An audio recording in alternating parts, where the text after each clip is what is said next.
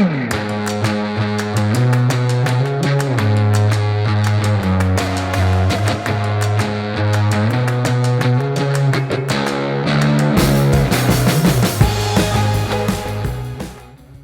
back to the Rockfit Files. I'm your host, Rocky Snyder. This week I have Lucinda Snyder, no relation, from the Rochester area, upper state New York. She has been teaching yoga to a whole bunch of various athletes, from university football, soccer, lacrosse. We're going to find out how she integrates yoga into athletic strength and conditioning.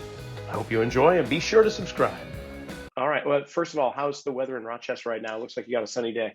It's a sunny day. It's 82. Holy cow. That's a little warm.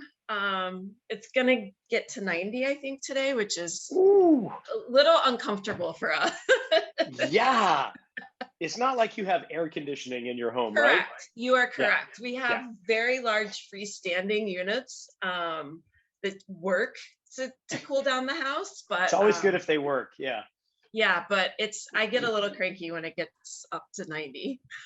But you must in Rochester, you must have some ponds or lakes or rivers or something you can jump into. Correct.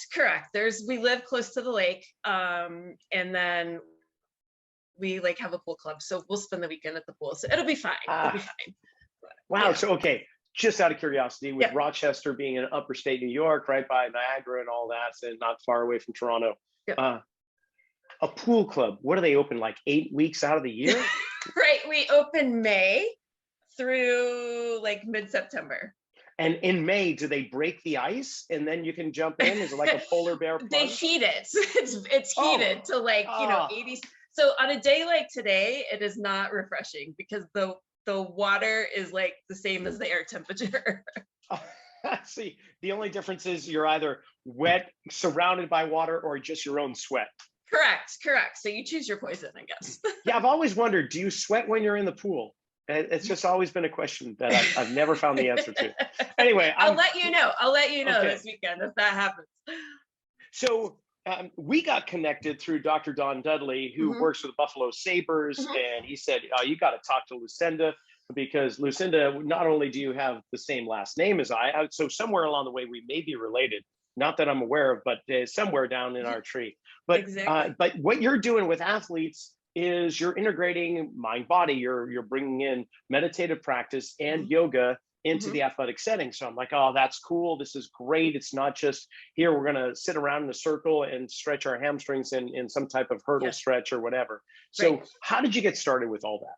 So it's crazy because I was finishing my teacher training, and a mutual friend that works at the university with me said, hey, the football coach is looking for someone to teach yoga. Are you interested? And I was like, sure, I can teach athletes. And I had no idea what I was walking into, right? And so we set it up after a lot of conversation. And I inherently knew it would be good for them. I just didn't realize that it was going to unlock this whole career path, right, for me. And I stepped in front of them and I was like, this is magic, right? Just to be able to see them kind of, eventually settle into their bodies and to get still. And I realized that it was really more of the mindfulness and being still and quiet than the actual movement that they needed and craved. And so I just fell in love with it and was like, I got to just start doing this. And so I started collecting more and more teams along the way, both at the university. And then last year really was like, okay, I'm going to make this a thing. This is going to be a business. And so I started reaching out to other colleges and getting more teams that way.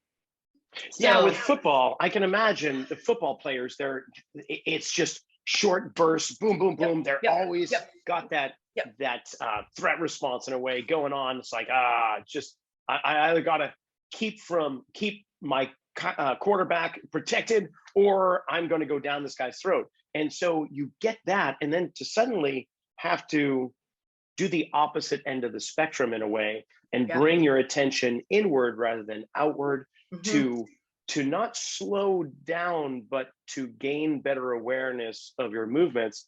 Boy, what a powerful thing. What did you notice right away with the team? First of all, how hard was the buy-in with a bunch of big brutes at the University of Rochester to just go, okay, I mean, you know, you're pleasing to the eye, I'll say that. So I'm sure there's a whole bunch of college guys going, okay, I can pay attention, whatever she's going to do. We're going to bend and stuff. Yeah, that's good with me. But what was that like? So their coach, right, runs a pretty tight ship. And so they, you know, what I have found is there has to be buy-in from the coach, and it can't be optional, right? So I mean, some of them are skeptical, some of them are still skeptical, some still don't like it, but I'm like, just lay there and be quiet. You're still doing the work. Like, just breathe, lay there and breathe. You're still benefiting. But what I noticed right away was how not strong they were, right? I've got these big, strong football players, but there's no core strength. You know, they moan and groan and they hurt and they ache. And I was like, what's going on here? You know, and no body awareness, like none. Like when I first started, they're like, well, this hurts. And I'm like, well, what? And they would point to it. And now when I am in front of them, which is now we're going on year 5 with this team, they're like, okay, my hamstrings, can we work on groin? Can we work on hip flexors? They can name those parts, which is great because then I can tailor it to what they need in that moment. So now they like it because they know what they're getting. I think when they first probably heard of it, they thought, yoga, right? But then I come in and I play, you know, music that's, you know, Eminem and stuff that they listen to, and there's a message, and it's not just me calling out poses. So I think once they realized what I was about, the buy-in was a little bit easier. But there's still those that don't like it, and that's fine. And how long have you been a practitioner of yoga? 12 years. 12 years. And what got you involved with that? So I rode horses growing up, and probably did a lot of damage to my back. I was a competitive, you know, equestrian, and dressage, cutting, what are we talking? I rode hunter jumpers. Hunter jumpers. Okay. Yep. So everyone always told me that yoga would be good for me, you know, and I was like, okay, whatever. And it was, my son he must have been like a year old maybe. And I was like, okay, I need to go do something. I need something that's mine. I was staying at home. You know, I needed to get out of the house. And so I signed up for a, you know, new to yoga session that was 3 sessions and fell in love with it. It was a vinyasa studio. It was heated, and I loved the like the sweat and the movement and being able to kind of get out of my head. I had also, we lost our first son after open heart surgery. And so that practice became a huge piece of my grief work that I didn't even know that I needed. So I kind of got the mind healing and then the body piece that I really liked. Fabulous. And so you pursued it to the point of teacher training and becoming certified instructor. Yeah. Excellent. And now you bring in the mind piece, I'll say a meditative piece into the sports arena and into the athletic teams and the individual athletes you work with. Bring me through what that looks like.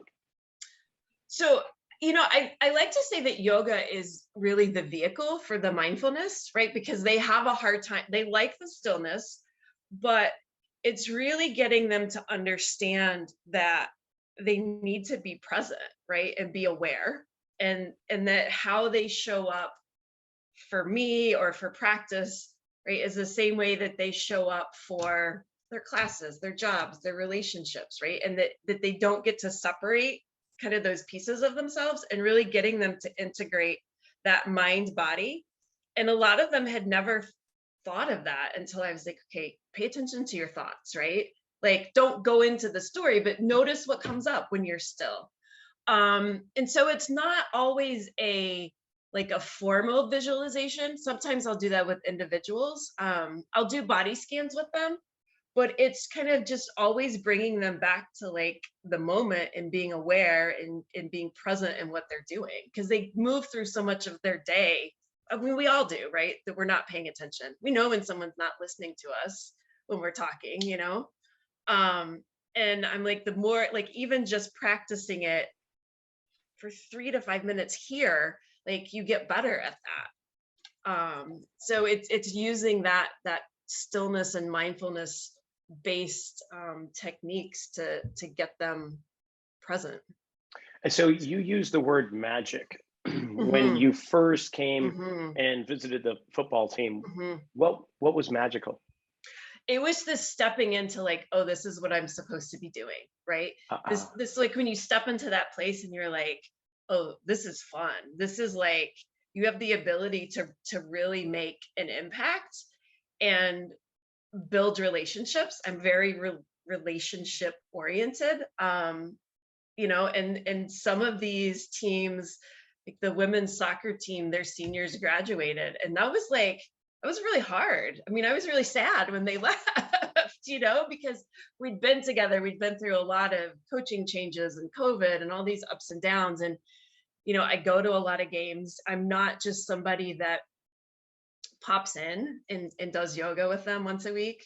You know, I go to games, I listen to practices, I take a lot of what I hear coaches say and then put it in my words. So it's this reinforcement of what they're hearing. It's just from a different voice.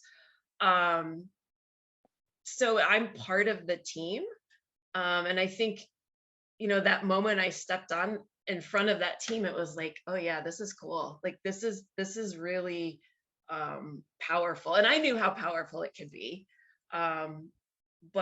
And then seeing them transform kind of right in front of you, you know, the naysayer that's all of a sudden bought in. I mean, that's pretty cool.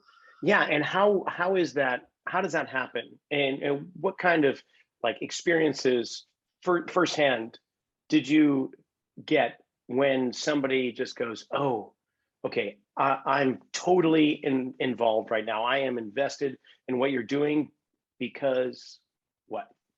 So it's funny, right? Because I worked on campus, right? So they would see me, and then, you know, for a while they pretended like they didn't, like I would say hello and then they would pretend like they didn't see me and they keep on walking like, we're not going to talk to her.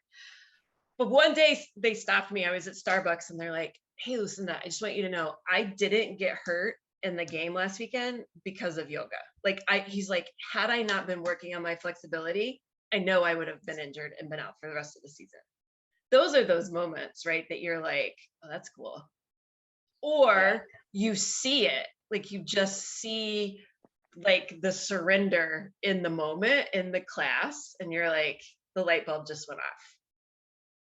Very cool. So I am interested, do you work with the athletic trainer on the team as well? Do you two have a kind of some loose relationship? Yeah, I mean, I think because they're always at practice and I get to practice early. So we'll have a conversation of kind of like, typically like what the mood is on like how practice is going, and any injuries, but not a lot. They're pretty good at, the athletes themselves, of articulating kind of what's going on, like injury wise. And they also know that if they're hurt and something doesn't feel right, not to do it. Like they know that I'm not going to push them to push through, right? And that's one of those things that I was really surprised about, Rocky, that they had no body awareness, right? They didn't know. They've always been told what to do, where to go, what to eat, how to work out. You know, everything's been so programmed. And so when I said, listen to your body and what is it that you need, they're like, what? What does that mean? They've never considered that. And so I think they've learned with me that if something doesn't feel right, we're either going to modify it, like flag me over and we'll change it, or you just lie there and be present.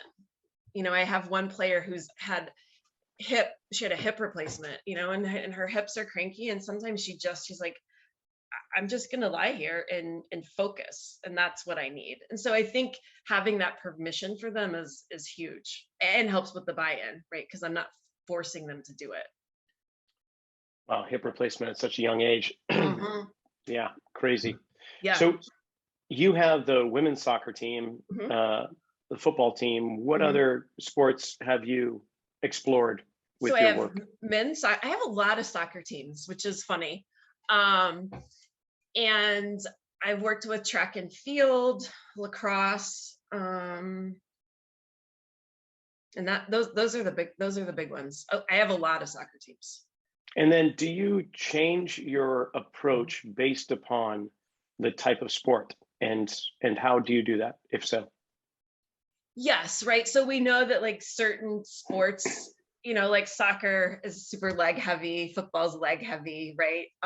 Lacrosse there, it's more up, upper body movements. I always ask them what hurts, what's achy, what do they need? I find there's a common thread, it's usually hamstrings, hips, quads, glutes, that low back. Sometimes like, okay, you just want the whole body. Yeah. Okay. But yeah, I mean, I think kind of understanding what parts of the body are under stress for that sport informs it. I also, I never do the same thing with them.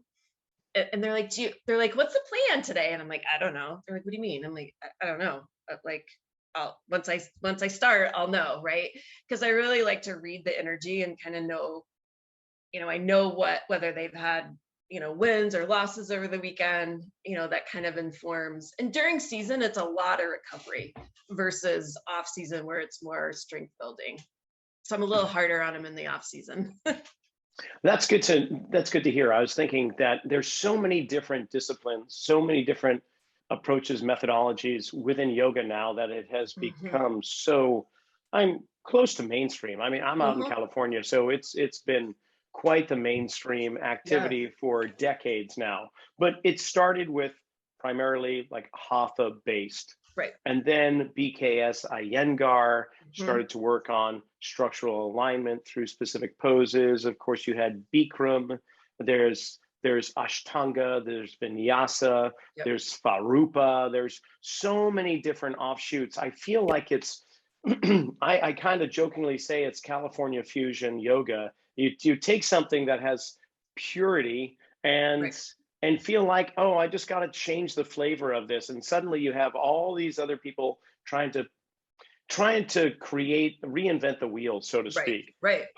But within every approach, every methodology, regardless of temperature, regardless of how quickly you move in and out of the poses, there are still the poses, the asanas that remain for the most part to the core. Yes. So with that, which of those asanas are in your true like core wheelhouse that you can splinter off as need be, as you feel what the group is needing, but which ones do you always kind of come back to? So I think, wow, that's a really good question. So I will say that they hate down dog. They hate it, right? Really? So yes, which is fun. But I mean, I get it. My 300-pound lineman, right? That's a lot of body weight to hold, right? I mean, I make them do it, but it's not a lot of flow, right? Which is my wheelhouse is kind of a vinyasa flow. That's how I always train. That's what I like to practice. But I learned very quickly that doesn't work for them, and they don't need that type of rapid movement conditioning, right? So a lot of lunges, a lot of like side angle, twisted lunge, pigeons,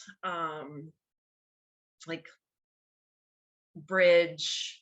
I don't know. I'm not really good with all the Sanskrit names. I'm not gonna lie. No. I got you. I got like three in my library. Yeah. Okay. Good. I've got a couple that I like, and I like to say them. So that's why I know them. But yeah, a lot of just holding poses, right? So we may only do 3 or 4 poses in a session, but we're in them so that they feel that, get the stretch, get the recovery, get the, flexibility. Chair will do every once in a while. Plank when they're really ornery or something, you know, like, because they don't like that either. They're like, can we do yoga without plank and without down dog? And sometimes it's a challenge, right? Because I use it to kind of those poses are their poses, and they're strong and purposeful in their own right, but they're also like connectors to get you from one pose to the next. So it's a challenge mentally for me to go, okay, how am I going to get them from A to B without one of those two poses? So that's always fun. They love Shavasana. They're like, can we just have Shavasana the whole time? And I'm like, which really I think is the hardest pose of the whole dang practice, right? Like for just me, practice stillness. Practice stillness, right? That is hard. And sometimes we do that because I know that's what they need, you know. And what about positionally? Like with football, we've got linemen. And then you've got secondaries who have a different role. The linemen are, I'm not letting you through, or I'm going to try and push through, depending on what side of the fence you're on. And then you've got your wide receivers in your corners, which are all about fast action, angular motion, agility, quickness. And then you've got your quarterback, who is, for the most part, staying in the pocket, looking around, trying to stay calm in the face of chaos, and being able to time things properly with the proper mechanics. And I guess we'll throw in the place kicker and punter who have different needs. So do you find that you're giving certain poses, certain combinations to the linemen while doing something different for the secondaries? Or do you break it up into that ever? Or is it, we're going to do this all as a team and maybe I'll modify as I go? Yep. So it's actually both. So during the season, so I'll come at the end of practice. So the entire team is together on the football field. So all 100 of them, we go together. And then during the spring training that they get, so I think they get 6 weeks at D3. It's still cold, even though it's spring. So we're not outside. So we actually then rotate them by position groups, right? So we've got the O-line and the D-line together. We've got, you know, kind of your offense, your quarterbacks together. So they break them down into 3 groups and rotate through. So in that way, I'm able to kind of dial it into what they need. Interestingly enough, my O-line and D-line, they're the ones that love it the most. Really? Yes. And what do you think that is? What reason behind? You know, I don't know if, because your quarterback's body takes a beating. I mean, I guess they all do, but I feel like those protective lines, you know, they're getting beat constantly, and just being able to get in their body and get those places stretched, you know, and feel sensation that they may not otherwise. In fact, one of them was like, hey, we're going to be here this summer. Can you do a class just for athletes during the summer? I was like, sure. So, I mean, it was him that, you know, kind of started that for adding that on in the summertime, which I normally haven't done. So. And how's that going? It's good. You must be in it. Yeah. Yeah. So we finished session 1, and then session 2 starts next week. So. And is it multi-sport athletes, or are we still sticking primarily to football? No, it's multi-sport. So I've sent it out to all my teams, and, you know, not a lot of students at the U of R stay in locally in the summer. A lot of them go and do internships and stuff, but some of them are here working. And so, yeah, it's I've got some high school athletes that are coming in. So I teach on a Saturday at a studio, and so I'm using that studio space, which is great. Very good. Yeah. And then with the information you glean from working with the team, I'm curious, when it comes to the strength conditioning coaches, I go back to the team approach of coaches and staff. Do you communicate that this player, we're really working on opening up this region, you know, their shoulder is really jamming up, and so we're trying to free up the opposing hip and get that sling effect working. So when he's do you make recommendations for the weight room or for anything like that? How do No, you we stay in our own lanes. you do? We do, yeah. And I think in a perfect world, I think that would be great. And I don't know why that is. But I may have to bring that up for this season, right? More communication, because I know the trainers, and they know what I do, and they're all for it and supportive of it, but we don't communicate in that way. Yeah, because I could see an episode occurring where you've got Mhm. one player who's struggling to have internal hip rotation on the right side. Right. That's really good insight from a strength conditioning coach to Hmm. know, okay, this is what I'm seeing when he's doing his poses. He's really struggling in this direction. I just want to let you know. So if there's anything that would carry over into the gym, he's probably going to struggle with that. If there's anything you could and encourage to balance that out, that might be good. Yeah. Not telling them how to do the job, just giving them Correct. some observation and going, okay, I'm Yeah. noticing that when we're doing overhead poses that the right shoulder is going into greater degrees of flexion overhead than the left. So Right. there's something going on there, and it just makes for a more kind of comprehensive Yeah. approach to conditioning the athlete. Yeah. Yeah. That's a really good. I kind of like that. I may have to explore that a little bit more. You know what I do talk to a lot and share information actually is the coaches.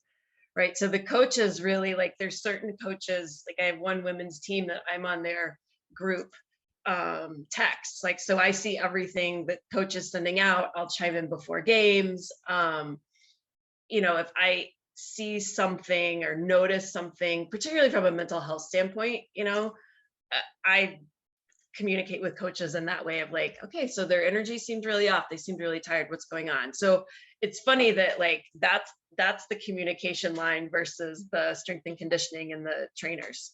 Yeah, no, that's fantastic too. Do any of the coaches join in and go with the flow that you're? Some do, and then some just go take care of other things. Some watch, some I prefer if they do. Again, it helps with that buy-in. Which sports participate more? I'm just curious. Which coaches? Soccer. Hmm. Now, And football did in the beginning, those coaches did like that first group of sessions I ever did with them. But now they leave me. They know that I can handle them. I think part of it was they wanted to make sure that they were well behaved, and I'm like, oh no, they're fine. They're, but now most of them leave me to my own. They're like, all right, it's your time. So soccer is a very international sport. Obviously, yeah, that and cricket are the two world sports that are the most populous in terms of right. spectator and participation. Whereas American football is primarily in this country. So that means that the soccer culture is going to be much more internationally based, maybe a little bit more open to Yeah. ideas that come into the country from outside. Do you think that's why there's more buy-in with soccer typically? Certainly could be. Do you But have a I lot of think international students? so. So we do at the U of R. Not a lot of them play sports. I mean, a couple. I mean, there's a handful. But I think because we're D3 and we don't give athletic scholarship money, those international students probably that are at that level are going to try to go to a school that's D1 or D2. Ah, I cool. would think. Yeah, Okay. yeah. So But I'm but I think it's interesting that because you think about there's so many professional football players that are talking about yoga and doing yoga, and I mean, so I would think like that culture is changing a little bit. I think at the collegiate level, I mean, I think it's not the norm, right? To have these integrated into the programs. And what is it like the difference between, say, collegiate and high school level? Because you're working with high school athletes. Well, I know it's maturity is obviously Correct. going to be a big Correct. factor. That's like, and that's what but I think just their bodies are different, right? I mean, they change so much between high school and college. I will say, they're uncomfortable. They're not able to sit with that discomfort of being, I mean, here's an example. So I was working with a girls' soccer camp this week, and one of the women who runs the camp, she's a goalkeeper coach. And so I've done small groups with her in the winter with her keepers. And she's like, hey, can you come to this camp we're doing? And I'm like, yeah. So there's 130 girls, and they were ages 8 through 18. In a perfect world, we would have broken them down. They gave me 30 minutes. I was like, okay, we'll make this work. So, the really young ones, I mean, they were dialed in, they were focused, they were following what I was saying and doing. The high schoolers, they were dialed in as well. Like they were really focused. The middle schoolers, like, too cool for school. Like, they sat in the back row with their arms crossed and just looked at me. And I was telling my college soccer girls, I'm like, yeah, they just sat at me and they're like, ugh, they just need to be schooled, And I'm like, oh, it'll come. But yeah, I think it's just this, like, they don't want to be seen as different. Like, why are we doing this? They don't quite understand the importance of it. So high school, those are, I mean, I'm learning. I mean, it challenges me. It challenges me to practice what I preach and not get in my head and not, create a narrative about how it went, and just, okay, if they got something, then that's good, right? If you impacted one athlete, then I've done my job. So, I mean, I think physically there's a difference, and certainly that mental immaturity, it's a little bit harder to, like, rein in. And what about the sports themselves? The different types of sports you've listed, lacrosse, football, soccer, and the like. Is there one sport that is typically more challenging than another in regards to what you do? Men's soccer. Men's soccer. I wasn't going to guess that one. Yeah. What? Why? Why do you think that is? I think from the like the mental side, it takes them a while. It's taken at the end of the season. So this was year 3 or year 2? So this was the end of year 2 with them.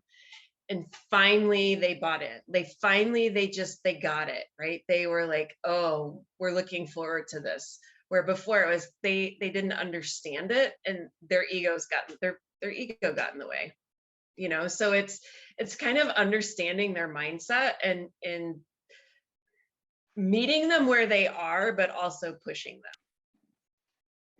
If that makes sense, right? Like, the mind and how it works is so intriguing to me, and how that plays in on how they show up, and I can see it. Like, I tell them, all right, you're screwing around here. You're going to come to a presentation of mine for study abroad or something on campus, and I can guarantee you that you're behaving the same way. And they're like, what do you mean? I'm like, I've seen it. Like, I know it, because that's just, so once they kind of, it's not a physical difference, really. I mean, I think it's the mental piece that it's harder for them. Certainly. Oh, it's fascinating to me. So your company, Peak Flow, you've established that, and you're working with athletes and teams. Where do you see this going? Because this is rather new. You've been working on at the University of Rochester for some time, but you see this opportunity opening up. What's the direction? Where's it going? So I want to take on as many teams as I can. I mean, I think that I know the power of this work from my own life. I've seen it with athletes that I work with. I think ultimately it makes us better humans. No matter where you come into this, like, learning to be present and mindful and understanding your inner critic and having confidence and, being in tune with your body, like, that just makes you a better human. And so I want to impact as many people as I can. I would love to have some pro teams. I think eventually I'm going to have to hire people because I can't be everywhere. So that's kind of scaling it in a way that, you know, I can hire people and train them. So they're not going to be exactly like me, but they have the same philosophy and an understanding of where I come from. And, you know, I think the thing that works for me is I show up and I'm pretty authentic. Like I'll cuss, I tell stories. I tell stories about my own life, about, you know, I come from a very sports related family, so I understand. And so that's really important, that whoever I bring on has that same kind of authenticity, like they're like, this is who we are, because I think that's important for athletes to see.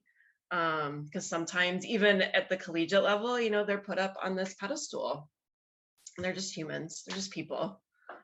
And so aside from the in-person, are you creating, I guess I'm putting you on the spot, are you creating online content? Are you doing videos or anything like that? Yes, that is the goal. That is my plan for this summer, is just actually, I have another yoga teacher friend who's has an online business, and she and I were talking yesterday that we needed to be accountability partners and get in there and film stuff, because it's like, it's not always fun, right? You're like, you got to like set it and do it. And so, yes, I would like to create online content so that an athletic department in California, I mean, if I can't be there, they could still get the same program and what I'm doing, but they could do a subscription and have it video. I mean, I think in person is always better, but we know that video works.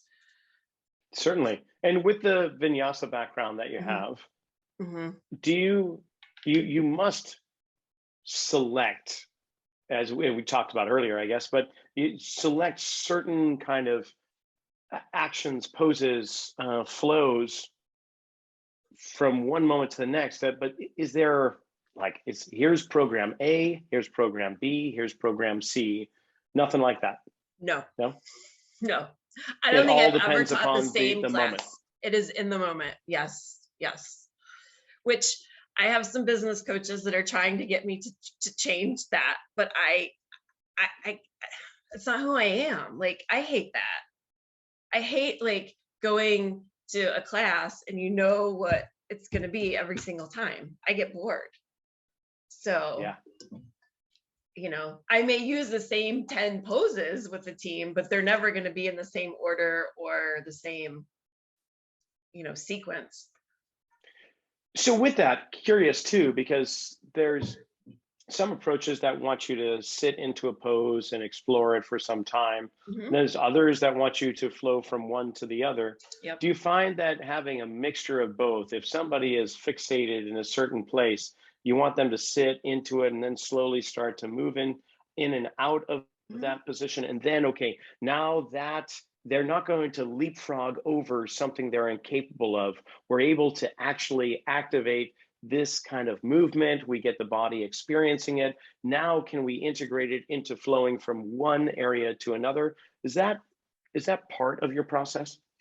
Yeah, I think, you know, particularly when I'm teaching it more as a flow, right? You'll sit in it longer, you know, I think you have to sit in that discomfort. Like Warrior 2, for example, Warrior 2 makes me want to run. Like I get really uncomfortable in it. You know, I can feel my shoulders creeping up. I can feel my head start to talk, you know, like I need to move. And so I think when things are hard and uncomfortable, we want to move, and I can tell because they start to fidget, right? And so then I'm like, okay, we're gonna stay here a little bit longer, right? And then maybe the next time you don't stay as long, but it doesn't feel as hard. So I think it's that ability to really, you know, my teacher trainer that I did my training with, she always said, look at the bodies, they'll tell you, right? And so I think when you have that prescribed, this is program A, program B, program C, you get reliant, you get fixated on what the next move is instead of looking at the bodies. And so the bodies will tell me where to go next. You know, gotcha. Like if everybody's out of alignment, if they're in a twist and they're out of alignment with their shoulders, or they're not able to open up, well, that's going to tell me like, we need to do some more, shoulder stuff, heart openers, get into that area. So really being able to kind of read what's going on in that moment really informs where I go next. And speaking of informs, like, where do you get more information for your own practice, for your own coaching? And what I mean is, are there continuing education platforms you're going to, workshops, or what? Where are you pursuing your knowledge? So I read a lot of books. My husband's like, really, Amazon again? I was like, yes, again. There's a lot of books. I mean, I find like I'm really, I think I said earlier, I was fascinated by the mind, like really reading sort of mental, that part, those kind of books, the mental game, and how to work on that. I'm doing a mental performance coaching course online, which, I think it's hard to kind of know where to go. I mean, I know that if I could go back, I would get a sports psych degree, right? If I knew now at, 49, what I didn't know at, 19, I would go back and do that, because that fascinates me. So I'm reading all that I can and know what I can know without having to go get that degree. And I think the other thing too is, like, I have a really strong practice. I'm on my mat and I have a mindfulness and meditation practice. And that's the best way to learn, is to have those practices yourself. I've done Todd Corbin did a mindfulness for student athlete certification. I did that 2 summers ago. It was really geared towards working with athletes, particularly younger athletes, which has been helpful, but I can adapt it. There are some yoga trainings geared for athletes that eventually I would like to take. But I think I like to learn. I'm a lifelong learner. And so I'm like, all right, what do I need to know now? Very cool. Okay. I'm just thinking also about when you mentioned you practice it yourself, you bring the mindfulness in. So oftentimes we'll find trainers and coaches that will put forth subconsciously, more often than not, things onto their athletes that they themselves are working on. For instance, like a trainer who has favorite exercises because it feels good for their body, they will more often than not put it into the program for somebody else, regardless of whether that person needs it or not. So it can sometimes be beneficial, and then it can be the opposite, depending upon the individual that's doing the movement. So do you notice yourself doing that? And second, do you try to not do that so that you're not taking your things and trying to heal others with what you're using? Yes. Yes, and yes, and yes. I think that sometimes I will notice that, like, my problem area, the area I'm really tight, is my shoulders, right? And so sometimes I'm conscious of, wow, we're doing a lot of shoulder openings because that feels really good for me. And that's not what they need. And again, it's really being able to separate that when I step in front of a team, that's their practice, not my practice, right? I'm not there to talk about my life, and to kind of put my stuff on them. Now, sometimes, what I message about may be something I'm thinking about or is very present with me, but I try to make sure that it always has to relate back to the sport, right? It's not like a yoga class where I'm talking, messaging about some sort of universal theme. I think with athletes, it's got to be purposeful, and it's got to be intentional, and it has to be able to relate back to their sport. So that forces me, and keeping that in mind forces me to be able to separate their practice versus my practice. But yes, sometimes I notice when I'm in shoulders, I'm like, oh, okay, this feels good for me right now, but that may not be what they need. Gotcha. Good. Always sign of a good coach. Okay. Top 5. And what I mean by that is we've got most of your athletes have 2 arms and 2 legs. I'm sure there's always exceptions to that rule, but for the most part, they have one spine, 2 arms, 2 legs, a brain, and a skull. And so what are your top 5 yogic moves or poses that almost every athlete will want to try and explore? Pigeon. Okay.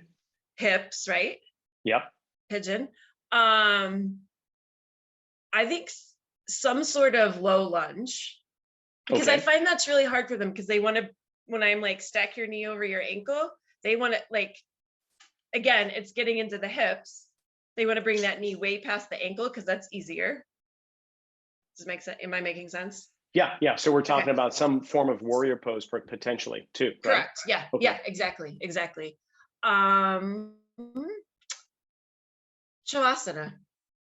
Right? Okay. Like, so corpse the pose, recovery, the rest, the stillness. Great. There's 3.